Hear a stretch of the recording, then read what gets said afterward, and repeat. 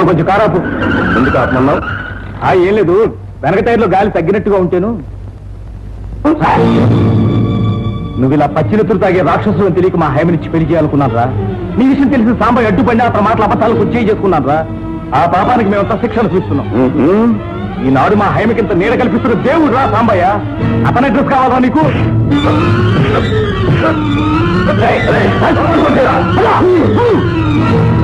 అన్నీ మోసం చేయాలనుకున్నారా? అవును రోయ్, నూతన్ సార్ సబీనాయే. చూసుకోనా రాజా, చూసుకోమంటావా? ఏ ఒళ్ళో ఉన్న తిమ్మురుగా ఉందా? తీరుస్తావా? బాబు మీకు దండం పెడతాను, ఎందుకు ఇలా అల్లరి పెడతారు? ఒరే, మనం అల్లరి పెడుతున్నావట రోయ్. బట్టలిప్పి డాన్స్ చేసి మీరేనమ్మా అల్లరి పట్టింది.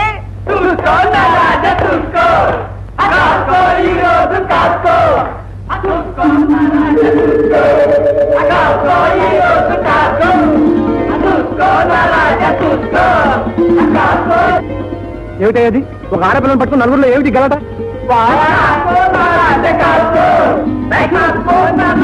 కష్టం కావట్లా? ఇది కాసుకుంటావా? కాసుకో, కాసుకోరా. భలే భలే, నీకు ఒక నాట్యమే తెలుసు అనుకున్నాను. అమ్మో, అన్నీ తెలిసే. అన్నయ్య, ఓహో నీకు నేర్పాడా? నువ్వు అన్నయ్యకి నాట్యం నేర్పావు, బాగుంది.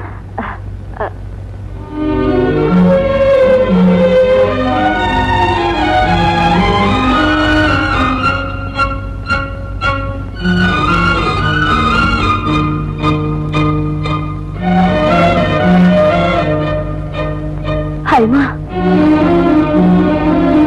హైమా, హైమా, ఊరుకోమ్మా, ఊరుకో. సాంబయ్య అన్నీ చెప్పాడు.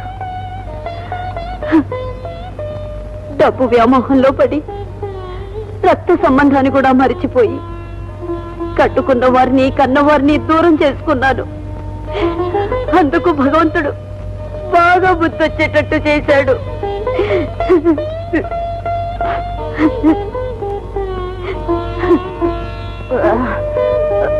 జరిగిందంతా మర్చిపోండి అమ్మగారు. మళ్ళీ మన ఊరు వెళ్ళిపోతాం. అక్కడ మీకు ఏ లోపం రాకుండా చూసే బాధ్యత నాది.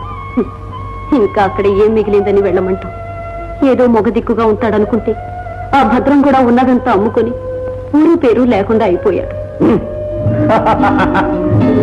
రామ్మని కాపాడటానికి అతిథులు ఉపయోగించి నాకెప్పుడు ఢీకొడతాం అనుకున్నావా? ఈ కాలంలో దేశం దిగి రావాలి. సామాన్ని కూడా తీసుకొస్తాను. అంతవరకు ఆ దేవుని తలుచుకుంటూ కూర్చో. ఇద్దరు కలిసి స్వర్గానికే పోతుంటారు.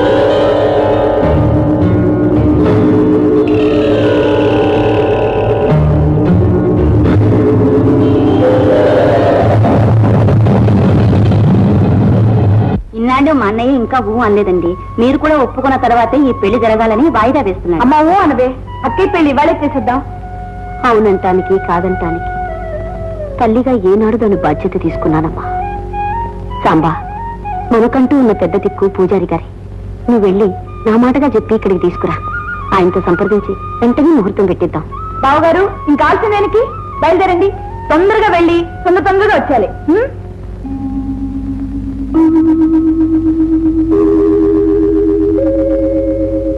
రెండు పెద్ద చెరువులు పశ్చిమ ఆసియాలో ఉన్నాయి. వీటిని అక్కడున్న ప్రజలు ఈ చెరువుల్ని సముద్రాలు అని పిలుస్తారు. కానీ అవి మాత్రం చెరువులే. ఈ రెండు చెరువులు కూడా ఒకే నది నుండి వచ్చిన నీళ్లతో ఏర్పడ్డాయి. గోలాన్ హైట్స్ నుండి పుట్టిన జోర్దాన్ నది లెబనాన్లోని చెట్ల మొదళ్ల నుండి రకరకాల ఔషధాల తత్వాలను తీసుకొని స్వచ్ఛంగా ప్రవహిస్తూ ఉత్తర దిక్కున వెళ్లి ఒక సముద్రంగా ఏర్పడుతుంది. అలాగే దక్షిణం వైపుగా వెళ్లి